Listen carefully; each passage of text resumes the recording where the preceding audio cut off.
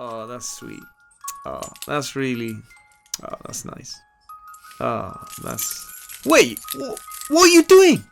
Are you trying to give your child the keys to open up? She's barely even a month old. That's ridiculous. Come on, get out.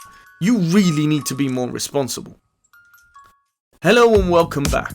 Let's get straight to it and talk about the responsible pharmacist. So, as we know, a pharmacy needs a pharmacist. Some busier pharmacies have more than one pharmacist. Yet one of the pharmacists has to be in charge of that pharmacy while it's running. They are known as the responsible pharmacist, or RP. Only one pharmacist can be the RP of a premises at a time. And an RP can only be in charge of one premises at a time. So what do they do? Let's break this down into 4 parts. Number 1. They have to have their notice displayed so it can be seen who is the responsible pharmacist at the time. And this will say that they're the responsible pharmacist and have their name and registration number. Number 2. Make sure the pharmacy is being run safely and effectively. It's the responsibility of the responsible pharmacist to make sure everything can be carried out safely and effectively. They might want to make certain confirmations of management before taking on a shift to know what the procedures are. If the responsible pharmacist feels that the conditions are unsafe, they have to take steps to try to make it safe. And where they can't, they may need to take steps to close the pharmacy for the day.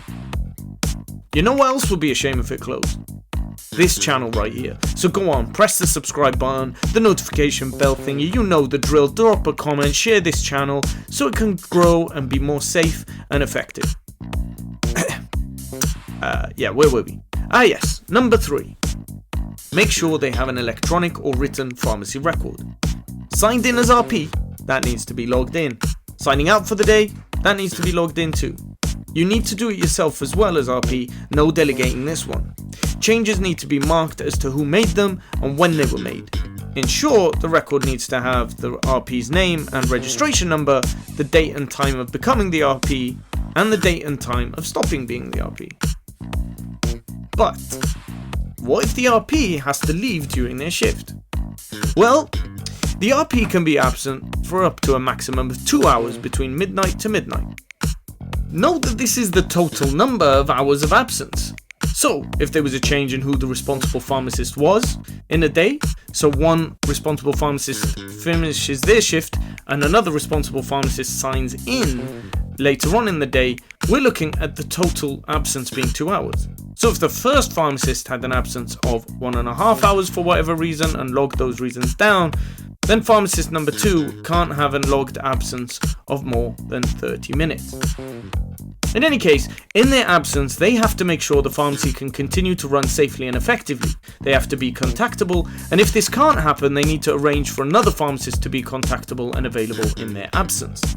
Again, if the responsible pharmacist does need to leave and come back, the time of leaving, the time of return, and it might be an idea to say the reason as well, needs to be on there as well.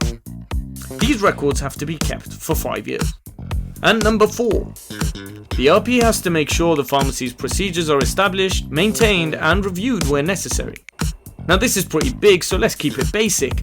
The responsible pharmacist has to make sure for where they're working that there are procedures covering which staff members are competent in particular tasks, all elements of medicinal product ordering, storing, preparation, etc., what circumstances non-pharmacist staff can advise about medicines, the keeping of records, what to do when the RP changes, what to do if there's a complaint, what to do if there's an incident which may mean the business isn't running safely and effectively, and how changes to procedures are communicated to staff.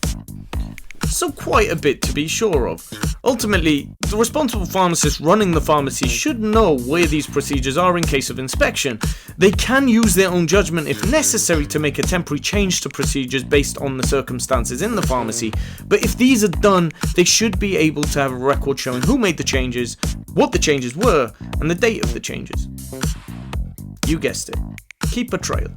So, in terms of tasks, there's 4 main categories of tasks that staff can carry out in relation to the responsible pharmacist's presence or absence. The first group is that the responsible pharmacist has to be in charge, but supervising pharmacist needs to be physically present at the pharmacy.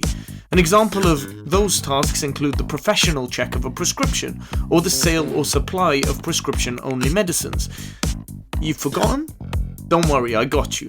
The video's linked here. The second group is that the responsible pharmacist has to be in charge, but a supervising pharmacist doesn't need to be there at the pharmacy. This includes generating dispensing labels for a prescription, for example. You might want to see the dispensing videos for a refresher on that. The third group is tasks that the responsible pharmacist is in charge of the pharmacy, but it doesn't need pharmacist supervision at all. An example of that is the sale of general sales list medicines or dealing with waste stock medicines. Again, a refresher video linked here. I am too good to you sometimes. And finally, the fourth category is tasks that don't need the responsible pharmacist to be in charge of the pharmacy at all, but it just needs the staff to be trained well enough to do them. That includes tasks such as ordering pharmacy stock, date checking, and so on. Now, going into all of these tasks is beyond the scope of this video, but hopefully you get the idea.